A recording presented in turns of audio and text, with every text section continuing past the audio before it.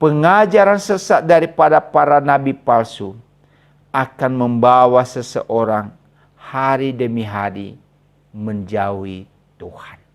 Ya, selamat sore Bapak Ibu Saudara yang dikasihi oleh Tuhan.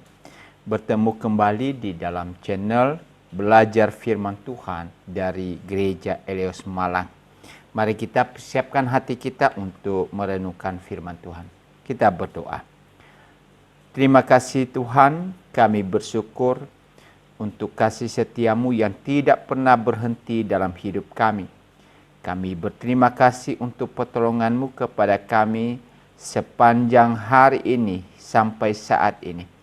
Dan tiba waktunya ya Tuhan, kami kembali ingin belajar firman Tuhan yang boleh menjadi pedoman di dalam kehidupan kami. Ajarlah kami untuk mengerti dan memahami dan melakukan firman-Mu. Pakai hamba-Mu ya Tuhan sebagai alat-Mu untuk mengajarkan umat-Mu lewat kebenaran firman Tuhan ini. Sehingga boleh menjadi pedoman dalam kehidupan kami. Kami serahkan waktu ini hanya di dalam tangan-Mu. Segala kuasa yang mengganggu kami, di dalam nama Tuhan Yesus kami hancurkan. Tapi biarlah kuasa Roh Kudus menguasai hati dan pemikiran kami. Terpujilah Tuhan, di dalam nama-Mu kami berdoa. Amin. Ya. Mari kita baca di dalam firman Tuhan sebagai lanjutan pembahasan kita di dalam khotbah di bukit. Dan ini adalah bagian-bagian yang terakhir dari pengajaran yang Tuhan Yesus sampaikan melalui khotbah di bukit. Ya, kita hari ini membaca di dalam Matius pasal 7 ayat yang ke-15 sampai dengan ayat yang ke-20. Ya, saya baca kepada kita Bapak Ibu, demikian firman Tuhan. Waspada terhadap nabi-nabi palsu yang datang kepadamu dengan menyamar seperti domba. Tetapi sesungguhnya mereka adalah serigala yang buas. Dari buahnya lah kamu akan mengenal mereka. Dapatkah orang memetik buah anggur dari semak duri atau buah ara dari rumput duri? Demikian setiap pohon yang baik menghasilkan buah yang baik, sedang pohon yang tidak baik menghasilkan buah yang tidak baik. Tidak mungkin pohon yang baik itu menghasilkan buah yang tidak baik, ataupun pohon yang tidak baik itu menghasilkan buah yang baik. Dan setiap pohon yang tidak menghasilkan buah yang baik pasti ditebang dan dibuang ke dalam api. Jadi dari buahnya lah kamu akan mengenal mereka. Ya. Yang menjadi tema pembahasan kita pada kesempatan ini saya ambil yaitu buah yang baik dan buruk.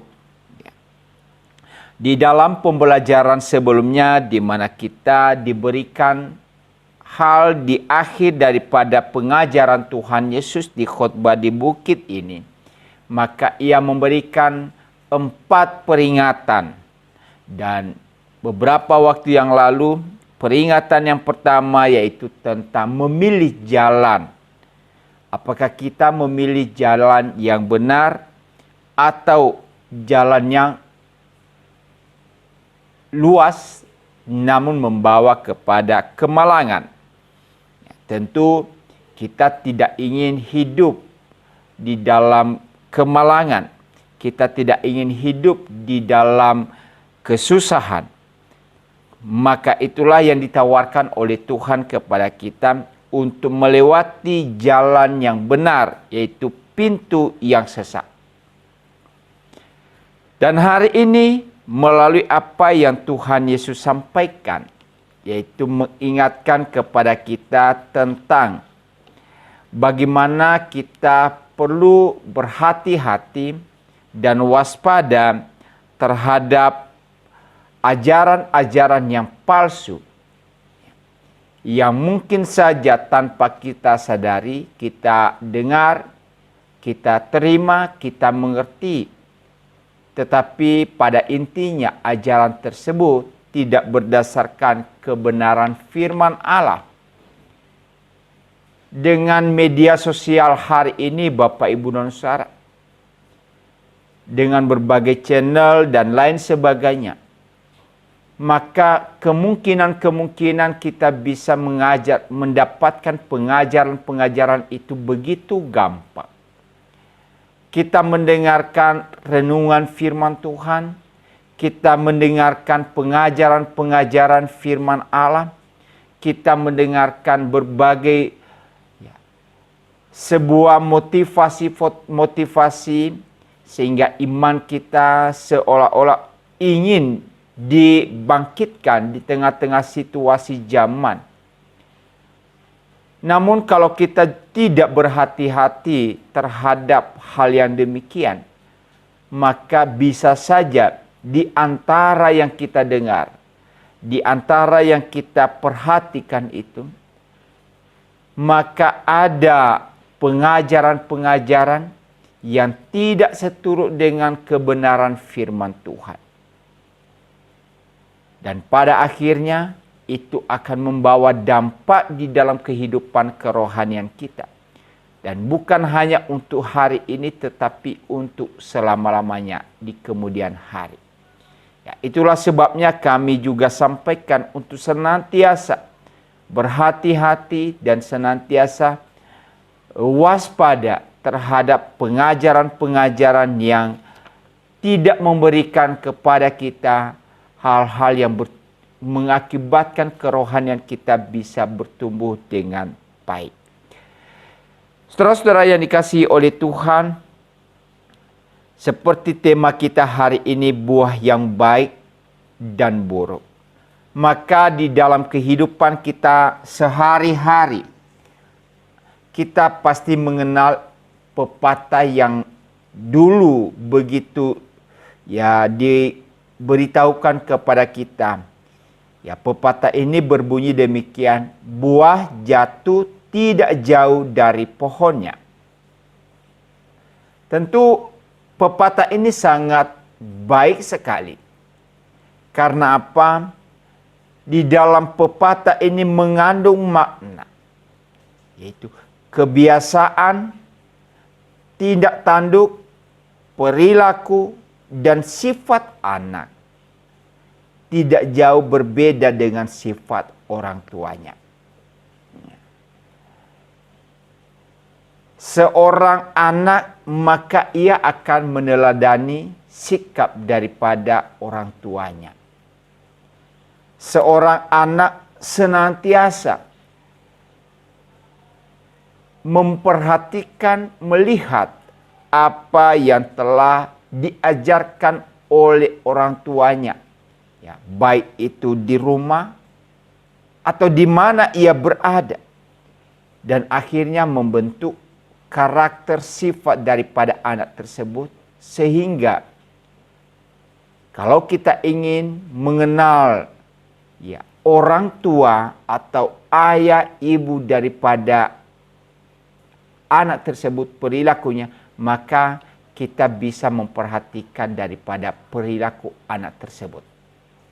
Itulah sebabnya Bapak Ibu dan Saudara, pepatah ini sangat mengingatkan kita sebagai orang tua, supaya kita berhati-hati dan bijaksana dalam melakukan segala sesuatu. Kalau kita memperhatikan anak kecil dan senantiasa ia akan mencontoh apa yang dilakukan oleh orang tuanya. Walaupun nanti ketika ia sudah besar, maka tidak 100% dia akan mencontoh lagi. Karena apa? Berbagai macam pembelajaran yang ia terima dari lingkungan tempat ia berada, baik itu lingkungan sekolah, lingkungan sosial ia bergaul, dan di mana ia hidup. Tetapi paling tidak Bapak Ibu dan Saudara, dasar daripada sifat anak itu telah terbentuk di tengah-tengah keluarga. Itulah sebabnya sebagai orang tua, kita harus selalu bijaksana. Kita selalu berhati-hati dalam memberikan contoh, memberikan teladan kepada anak-anak kita. Karena ini akan memberikan pengaruh di dalam kehidupan mereka, dalam pertumbuhan mereka hari demi hari. Ya. Jadi kalau kita melihat seperti itu Bapak Ibu dan Saudara, maka apabila kita melakukan segala sesuatu dengan baik dan bijak, maka anak-anak juga dapat meneladaninya. Makanya tadi saya katakan, ya, kita perlu berhati-hati, kita perlu bijaksana dalam bertindak dalam kehidupan sehari-hari kita. Ini sebuah hal gambaran yang diberikan kepada kita bagaimana pengaruh daripada sesuatu yang dilihat, diamati dan didengar dan memberikan dampak kepada orang-orang yang ada di sekitar kita. Demikian halnya juga di dalam kehidupan kerohanian kita Bapak Ibu dan Saudara. Kehidupan kerohanian kita itu bisa bertumbuh, berdampak positif, berdampak baik atau buruk. Ya, itu juga tergantung dari apa yang kita dengar, apa yang kita pelajari, apa yang kita lihat, apa yang kita amati hari lepas hari. Baik itu dari pemimpin-pemimpin rohani kita, dari komunitas-komunitas kita di dalam persekutuan, atau juga di dalam kehidupan sehari-hari kita lewat saat teduh kita dan lain sebagainya. Nah, ini memberikan dampak di dalam kehidupan rohani kita. Seperti apa pertumbuhan yang kita miliki. Dan saudara yang dikasihi Tuhan, di dalam bagian yang kita boleh baca pada saat ini, maka Tuhan Yesus mengingatkan kepada kita sampai hari ini bahwa di tengah-tengah kehidupan pengajaran, maka terdapat pengajaran-pengajaran yang benar, tapi di sisi yang lain, maka terdapat juga orang-orang yang mengajarkan hal yang salah. Ada nabi-nabi yang Tuhan pakai untuk mengajarkan firman Allah dengan benar, tetapi di sisi yang lain ada juga nabi-nabi yang mengajarkan sesuatu yang bukan berasal dari Allah, tapi seolah-olah sesuatu hal yang berasal dari Allah, tetapi sebenarnya tidak berasal dari Allah. Tetapi mereka menyampaikan itu, mengajarkan itu. Dan kalau kita sebagai umat Tuhan tidak berhati-hati, maka ini akan membawa dampak di dalam kehidupan kerohanian kita. Seperti yang saya sampaikan di awal, pertumbuhan rohani kita akan dipengaruhi dari apa yang kita dengar, dari apa yang kita pelajari. Itulah sebabnya kalau kita perhatikan di dalam apa yang Tuhan Yesus sampaikan, ya di dalam ayat 15, waspadalah terhadap nabi-nabi palsu yang datang kepadamu dengan menyamar seperti domba, tetapi sesungguhnya mereka adalah serigala yang buas. Di dalam pengajaran Tuhan Yesus ini Bapak Ibu dan Saudara, dia memberikan sebuah peringatan kepada kita, yaitu kewaspadaan. Waspada berarti kita harus senantiasa berjaga-jaga. Kewaspadaan berarti kita senantiasa harus berhati-hati. Nah, dalam konteks ini, berhati-hati terhadap pengajaran-pengajaran yang salah. Pengajaran-pengajaran yang tidak benar, yang disampaikan oleh nabi-nabi palsu. Karena apa Bapak, Ibu, dan Saudara?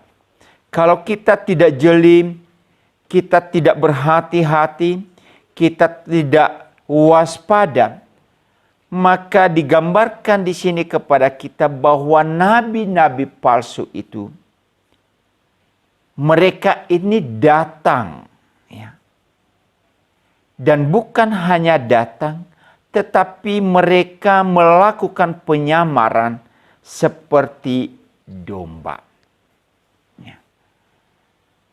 Sama seperti nabi-nabi benar. Pengajar-pengajar yang benar. Ya.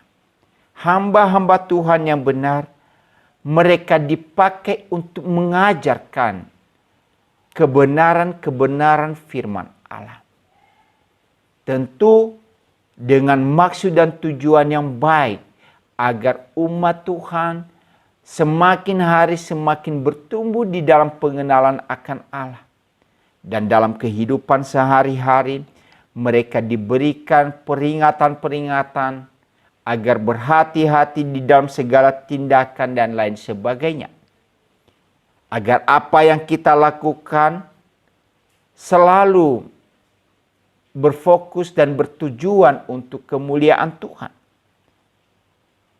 Dan nabi-nabi palsu itu juga melakukan hal yang sama. Namun saudara-saudara yang dikasihi Tuhan, motivasi mereka tentu tidak sama dengan nabi-nabi yang benar. Ya. Karena digambarkan di sini, mereka datang dan menyamar seperti domba. Seolah-olah mereka itu adalah baik, kelihatan benar, kelihatan tulus dalam hidup mereka. Kelihatan apa yang mereka ajarkan itu adalah kebenaran. Karena apa? Mereka juga mendasarinya dengan firman Allah. Tapi saya katakan tadi, motivasinya adalah sesuatu hal yang keliru. Itulah sebabnya Tuhan Yesus ingatkan di sini bahwa nabi-nabi palsu yang datang itu, yang menyamar seperti domba, maka sesungguhnya mereka itu diibaratkan serigala buas. Ya. Perhatikan Bapak, Ibu, dan Saudara. Di dalam dunia Palestina pada zaman ini, maka musuh utama daripada domba adalah serigala. Serigala berusaha untuk mencari mangsa. Dan kalau para gembala pada waktu itu tidak berhati-hati di dalam menjaga domba mereka, maka ini sudah menjadi makanan empuk daripada serigala-serigala liar yang mencari mangsanya.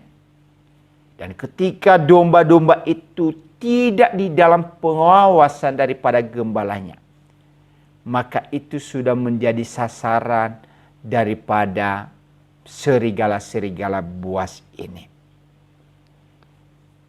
Tentu juga hal ini berkaitan di dalam kehidupan rohani kita, Bapak, Ibu, dan Saudara. Di mana para nabi-nabi palsu yang datang dan menyamar seperti domba ini, mereka mengajar seperti pada umumnya. Mereka memberitahukan sesuatu hal. Mereka menyampaikan pesan-pesan yang mungkin enak untuk didengar, baik untuk diamati dan lain sebagainya. Tetapi sesungguhnya Tuhan Yesus katakan mereka itu adalah serigala buas yang pada ujungnya menghancurkan iman kita kepada Kristus Tuhan kita. Ya. Ujung daripada apa yang mereka lakukan, akibat atau dampak daripada apa yang mereka kerjakan, bukan membawa iman kita semakin bertumbuh di dalam pengenalan akan Tuhan. tetapi justru menghancurkan iman kita, menghancurkan keyakinan kita, sehingga akhirnya kita tidak dibawa di dalam pengenalan kepada Allah yang benar, tetapi justru memberikan kepada kita pengingkaran terhadap Kristus. Makanya saudara-saudara yang dikasihi Tuhan, ini peringatan yang sangat luar biasa yang Tuhan Yesus lakukan. Dan ini bukan hanya terjadi pada zaman Tuhan Yesus, tapi sampai hari ini. Bahkan di dalam pengajaran Tuhan Yesus yang menjelang akhir zaman, dia ingatkan, ada banyak pengajaran-pengajaran palsu. Ada banyak nabi-nabi palsu yang bermunculan. Tentu di dalam hal ini Bapak, Ibu, dan Saudara, bagaimana kita bisa memahami, bagaimana kita bisa mengenal bahwa nabi-nabi ini adalah benar atau tidak, palsu atau tidak. Nabi-nabi ini adalah hamba-hamba Tuhan ini benar-benar memang sesuai dengan panggilan Allah dalam hidup mereka atau bukan. Maka Tuhan Yesus memberikan kepada kita pedoman yang perlu kita perhatikan.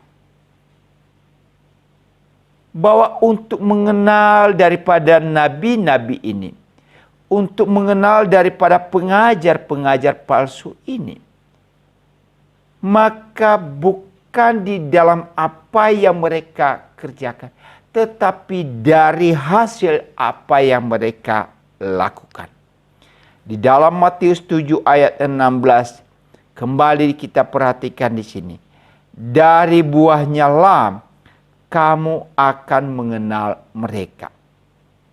Dapatkah orang memetik buah anggur dari semak duri atau buah ara dari rumput duri? Jadi Tuhan Yesus menggunakan sebuah perumpamaan bahwa untuk mengenal, untuk memahami bahwa para nabi-nabi ini berasal dari Allah atau bukan, maka dia memberikan contoh bahwa seperti pohon. Bagaimana kita bisa menebak pohon itu? Bagaimana kita tahu tentang sebuah pohon? Maka kita bisa menentukan pohon ini, misalkan pohon mangga, pohon durian, pohon rambutan, dan lain sebagainya. Kita bisa mengidentifikasi jenis-jenis pohon ini berdasarkan apa? Buah yang dikeluarkan. Kalau kita menanam sesuatu, Bapak, Ibu, dan Saudara, mungkin jenisnya sama. Misalkan kita tanam cabai. Dan cabai itu macam-macam, Bapak, Ibu, dan Saudara. Ada cabai rawit, ada cabai yang buahnya besar, cabai keriting, dan lain sebagainya. Kalau cabai itu masih kecil, semua mirip. Bahkan ketika ia tumbuh besar, itu juga keadaannya, jenis pohonnya hampir sama. Jenis daunnya mungkin berbeda sedikit. Tetapi semua memiliki kemiripan dan lain sebagainya. Tetapi ketika ia menghasilkan buah, maka di sini baru jelas kita perhatikan. Oh, ini cabai rawit. Oh, ini cabai keriting dan lain sebagainya. Kenapa kita bisa mengidentifikasinya? Dari hasil atau buah yang dikeluarkan. Jadi ketika ia masih belum bisa mengeluarkan buah, maka kita tidak bisa menentukan apakah ini jenis cabai apa. Demikian di dalam apa yang Tuhan Yesus ajarkan di sini. Bahwa untuk mengenal siapa nabi palsu itu, untuk mengenal siapakah nabi yang benar itu, maka Tuhan berkata, dari buahnya lah kamu akan mengenal mereka. Nabi palsu dikenal melalui buah yang dihasilkan. Demikian juga nabi yang benar. Ia bisa dikenal dari buah yang ia hasilkan. Tentu kejahatan daripada nabi palsu itu kita bisa perhatikan di dalam perbuatan-perbuatan mereka. Dari motivasi-motivasi apa yang ada di dalam hati mereka. Apa yang mereka lakukan itu didorong karena ketulusan hati mereka. Atau sebaliknya. Ya, ini adalah sebuah hal yang perlu diteliti dan diamati. Seseorang itu bisa melakukan apa yang menjadi dasar dan menjadi pendorong bagi dia. Apa yang menjadi motivasinya. Dan ketika kita bisa melihat motivasinya Bapak Ibu dan Saudara, maka kita akan lihat pengaruh yang akan terjadi dari apa yang telah dia perbuat. Apakah pengaruh yang dia berikan kepada kita semakin membawa kita untuk bisa mengenal Tuhan lebih baik? Kerohanian kita semakin bertumbuh. Kerohanian kita semakin hari semakin bertumbuh di dalam Tuhan atau tidak. Dan dampaknya di dalam kehidupan kita seperti apa? Jadi saudara-saudara yang dikasihi Tuhan, jelas sekali yang Tuhan Yesus katakan di sini. Untuk bisa mengidentifikasi, untuk bisa mengklasifikasi, untuk kita bisa menentukan ini nabi yang benar, ini nabi yang palsu. Maka kita perhatikan dari buah yang mereka hasilkan. Ya. Jadi di dalam Lukas pasal 6 ayat ke-44. Lukas pasal 6 ayat ke-44. Saya baca kepada kita. Ya. Sebab setiap pohon dikenal pada buahnya. Karena dari semak duri orang tidak memetik buah ara. Dan dari duri-duri tidak memetik buah anggur. Ya. Jadi Tuhan Yesus juga memberikan contoh-contoh kepada kita. Bahwa semak duri tidak akan pernah bisa menghasilkan buah ara. Dari duri-duri, tumbuhan berduri,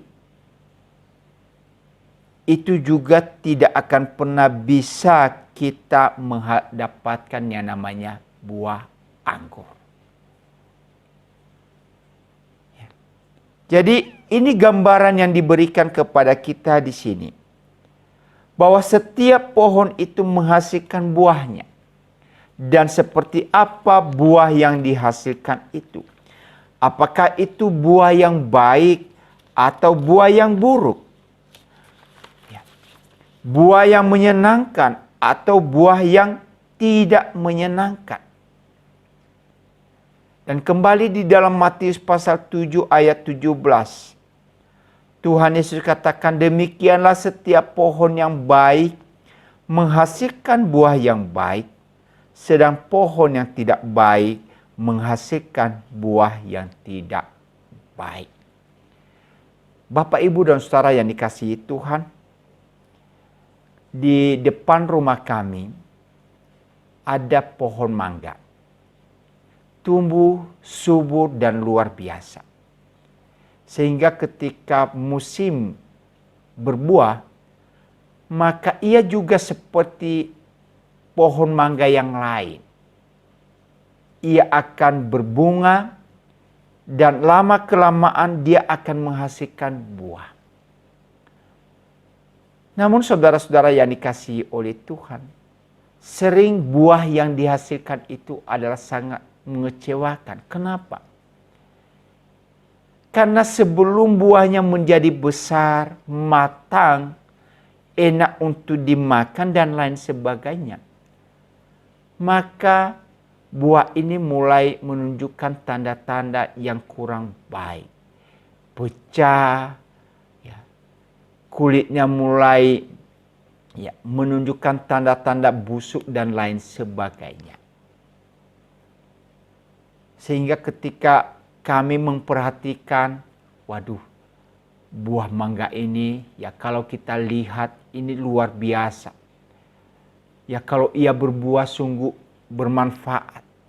Tetapi ketika ia bisa semakin hari menghasilkan dan kita tunggu sampai matang, tetapi pada akhirnya buahnya menjadi busuk.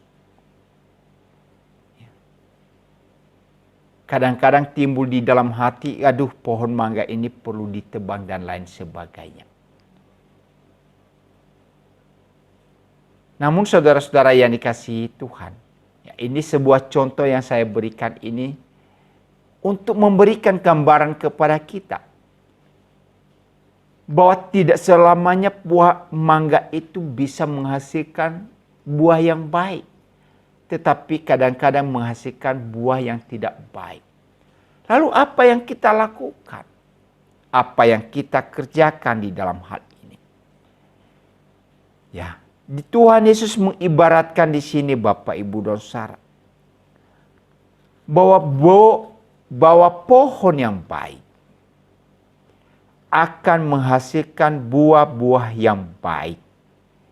Buah yang manis, buah yang enak rasanya, dan bukan hanya enak rasanya tetapi juga bermanfaat untuk dikonsumsi, untuk dimakan, dan juga bisa menyehatkan. Tetapi sebaliknya bagaimana dengan pohon yang tidak baik?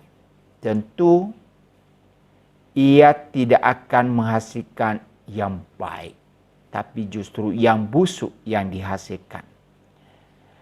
Di dalam Lukas 6:43, karena tidak ada pohon yang baik yang menghasilkan buah yang tidak baik, dan juga tidak ada pohon yang tidak baik yang menghasilkan buah yang baik. Matius 7 ayat 18 sampai 19. Tidak mungkin pohon yang baik itu menghasilkan buah yang tidak baik, ataupun pohon yang tidak baik itu menghasilkan buah yang baik. Dan setiap pohon yang tidak menghasilkan buah yang baik pasti ditebang dan dibuang ke dalam api. Jadi penggambaran yang Tuhan Yesus berikan kepada kita Bapak, Ibu, dan Saudara, bahwa seorang nabi yang baik, maka ia akan menghasilkan buah yang baik dalam hidupnya. Baik itu dalam hal pengajarannya, baik itu di dalam karakter kehidupannya sehari-hari, baik itu di dalam dampak yang ia berikan yang boleh dinikmati oleh banyak orang. Tentu sesuatu hal yang baik. Tetapi bagaimana kalau itu nabi yang tidak benar, hamba Tuhan yang tidak benar? Maka itu adalah kebalikan daripada hamba Tuhan yang baik tadi. Hasilnya akan kelihatan Bapak, Ibu, dan Saudara tidak membawa sebuah pertumbuhan yang baik dalam kehidupan kita. Kita tidak akan bisa semakin hari semakin mengenal akan kasih Tuhan. ia tidak akan memberikan dampak yang positif dalam kehidupan kita. Mungkin saja hal yang mengecewakan kita dapatkan dan kita alami. Di dalam pengajaran Tuhan Yesus di dalam hal ini, ia senantiasa memberikan contoh yang sangat luar biasa, yang sangat konkret dalam kehidupan kita, untuk bisa membedakan hal-hal yang baik dan yang buruk dalam hidup ini. Oleh karena itu, saudara yang dikasihi Tuhan, maka untuk kita bisa mengidentifikasi di dalam kehidupan kerohanian kita, apakah ini berasal dari Tuhan atau bukan, maka pengajaran firman Tuhan yang benar adalah sebuah nutrisi yang sehat untuk pertumbuhan rohani kita. Ya. Sekali lagi, bahwa ajaran yang diberikan itu menolong kita untuk bertumbuh secara rohani. Dan seperti apa pertumbuhan rohani yang dimaksudkan di sini? Yaitu pertumbuhan rohani yang bisa menguatkan kita. Pertumbuhan rohani yang memperkokoh iman kita kepada Yesus Kristus Tuhan kita. Jadi bukan hal yang lain. Pengajaran-pengajaran yang benar Bapak Ibu dan Saudara senantiasa memfokuskan kita kepada pengenalan akan Tuhan. Dan itulah yang memang diajarkan di dalam firman Allah. Ketika kita ingat amanat agung Tuhan Yesus, pergilah, jadikanlah semua bangsa menjadi muridku. Menjadi murid Tuhan. Lalu ia selanjutkan, ajarlah mereka melakukan segala sesuatu yang kuperintahkan kepadamu. Jadi mengajarkan sesuatu hal yang memang Tuhan Yesus sampaikan. Mengajarkan kebenaran firman Allah. Bukan hal-hal yang di luar daripada kebenaran firman Allah. Rasul Paulus, kalau kita membaca di dalam surat-surat yang dia sampaikan di dalam menghadapi nabi-nabi palsu, maka dia bisa mengidentifikasi bahwa pengajaran-pengajaran nabi-nabi palsu itu adalah sesuatu hal yang bisa mengenakan di telinga, menindakbobokkan kehidupan kita, sehingga kita terlena dan tidak bisa waspada di dalam menghadapi banyak hal. Apalagi ketika kita menghadapi banyak tantangan-tantangan dalam hidup ini. Bukan menolong kita untuk semakin kuat secara iman. Bukan menolong kita untuk semakin memperkokoh iman kita kepada Kristus. Tetapi kita diarahkan kepada hal-hal yang lain. Hal-hal yang membuat kita merasa enak dengan keadaan-keadaan sekarang. Dan sesungguhnya ini tidak memberikan landasan fondasi iman yang benar kepada kita. Sehingga pada akhirnya Bapak Ibu dan Saudara, ketika ada rintangan, ketika ada tantangan, ketika ada pencobaan, mendera kehidupan kita. Dan oleh karena kita tidak diajarkan untuk kuat di dalam Tuhan, untuk kokoh di dalam iman kepada Kristus, maka ketika ada badai hidup ini, maka kita mudah untuk meninggalkan keyakinan kita kepada Kristus. Kita mudah untuk meninggalkan Tuhan, mempersalahkan Tuhan, dan berbagai dampak-dampak yang lain yang terjadi dalam kehidupan kita. Jadi kita bisa perhatikan di sini Bapak, Ibu, dan Saudara. pengajaran sesat daripada para nabi palsu akan membawa seseorang hari demi hari menjauhi Tuhan. Hari demi hari semakin meninggalkan Tuhan dalam hidup mereka. Mereka mulai percaya dengan hal-hal yang lain. Saudara-saudara yang dikasihi Tuhan, memang di dalam pengajaran-pengajaran firman Allah, kesaksian-kesaksian yang kita bisa dengarkan, di mana ada orang-orang yang boleh dipakai oleh Tuhan, diubahkan oleh Tuhan, sehingga mereka semakin hari semakin bertumbuh di dalam Tuhan. Tentu hal-hal ini menjadi contoh bagi kita.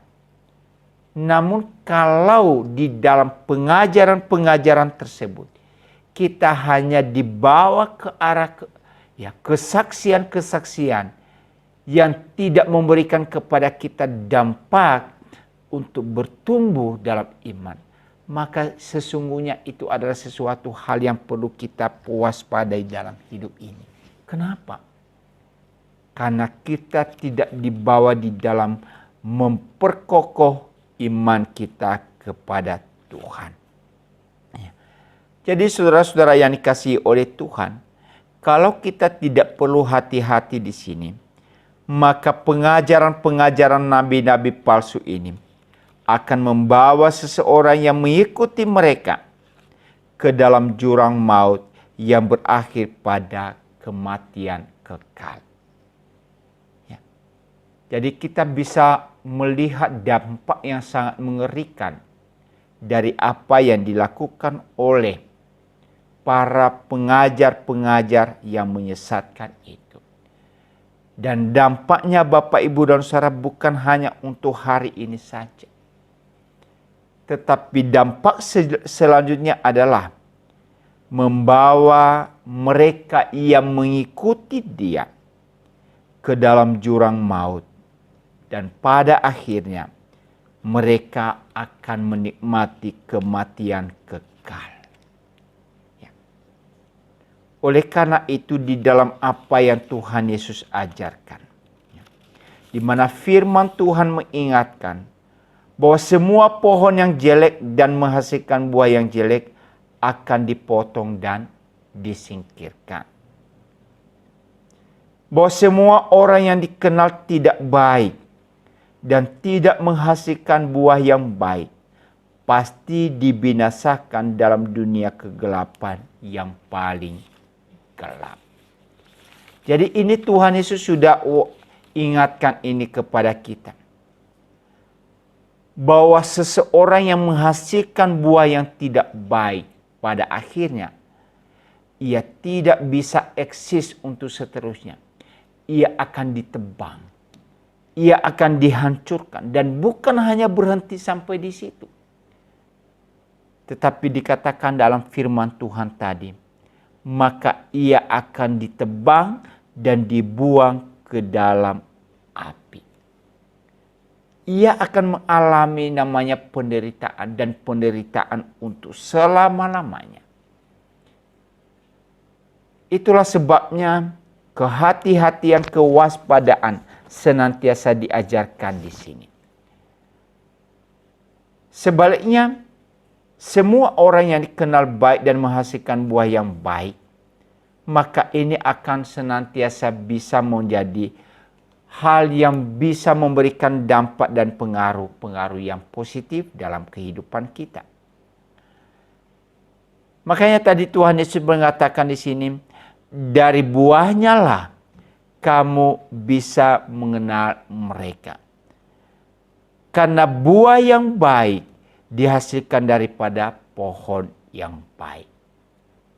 Kalau kita membaca di dalam Lukas pasal 6 ayat 45. Orang yang baik mengeluarkan barang-barang yang baik dari perbendaharaan hatinya yang baik. Dan orang yang jahat mengeluarkan barang yang jahat dari perbendaharaannya yang jahat. karena yang diucapkan mulutnya meluap dari hatinya. Jadi sesuatu hal yang terpendam, yang sudah ada di dalam hati, maka pada akhirnya terungkap keluar. Jadi tadi sudah saya katakan Bapak Ibu dan Saudara, bagaimana kita melihat motivasi daripada seorang yang menyatakan dia sebagai seorang hamba yang benar atau tidak. Dari buah-buah yang dihasilkan itu. Dan kenapa itu menghasilkan buah yang baik? Karena di dalam firman Tuhan tadi berkata, karena di dalam perbendaharaan hatinya yang baik, ia menyimpan segala hal yang baik dalam hatinya. Sehingga ketika ia menyimpan hal yang baik di dalam hatinya, maka ia juga akan mengeluarkan hal yang baik. Dan bagaimana dengan yang jahat? Sama prinsipnya. Ia juga menghasilkan hal yang jahat dari perbendaharaan hatinya yang jahat. Ya. Jadi di dalam hal ini Bapak Ibu dan Saudara, bahwa orang yang baik disebut sebagai orang yang berhikmat dan penuh rasa takut akan Tuhan. Dia akan menghasilkan hal-hal yang baik dalam hatinya, dalam hidupnya. Semua hal yang baik diperkatakannya. Oleh karena dari dalam lubuk hatinya,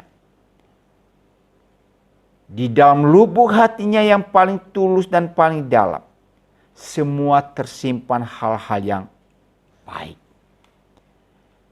Dan ketika ia mengucapkan itu keluar dari mulutnya, maka semua bisa mengeluarkan hal yang baik.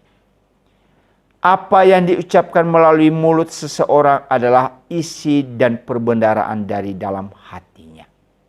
Ya, jadi dalam hal ini Bapak Ibu dan Saudara, kita tidak bisa hidup di dalam kepura-puraan untuk seterusnya. Karena apa? Firman Tuhan berkata bahwa apa yang diucapkan, apa yang dikeluarkan dari mulut kita, itu sebenarnya berasal dari dalam hati kita. Jadi ketika kita menilai orang, melihat orang, memperhatikan orang, ya kita melihat apa yang ia hasilkan. Dan apa dampak daripada apa yang ia perbuat. Dan ketika kita memperhatikan dampaknya, ketika kita memperhatikan apa yang ia keluar, maka sesungguhnya itulah yang menjadi ciri dari orang tersebut di dalam hatinya. Bahwa semua yang diucapkan oleh lidah, mulut, dan bibir seseorang adalah luapan segala pengalaman masa lalu yang simpan di dalam hatinya. Itulah sebabnya Tuhan Yesus mengingatkan di sini. Berhati-hatilah, waspadalah terhadap nabi-nabi palsu. Janganlah kita mendengar pengajaran nabi-nabi palsu ini. Karena ini akan membawa dampak yang besar dalam kehidupan kita. Tetapi marilah kita mendengarkan kebenaran firman Tuhan. Marilah kita mendengarkan apa yang menjadi pengajaran daripada Roh Kudus yang diam di dalam hati kita. Di dalam Lukas pasal 12 ayat 12. Lukas 12 ayat 12 saya baca kepada kita. Sebab pada saat itu juga Roh Kudus akan mengajarkan kamu apa yang harus kamu katakan. Jadi artinya Bapak Ibu dan Saudara, ketika kita membiarkan Roh Kudus terus bekerja di dalam hati kita, maka itulah yang akan menjadi penuntun dalam kehidupan kita. Dia akan menolong kita untuk mengajarkan kita hal-hal yang baik dan benar.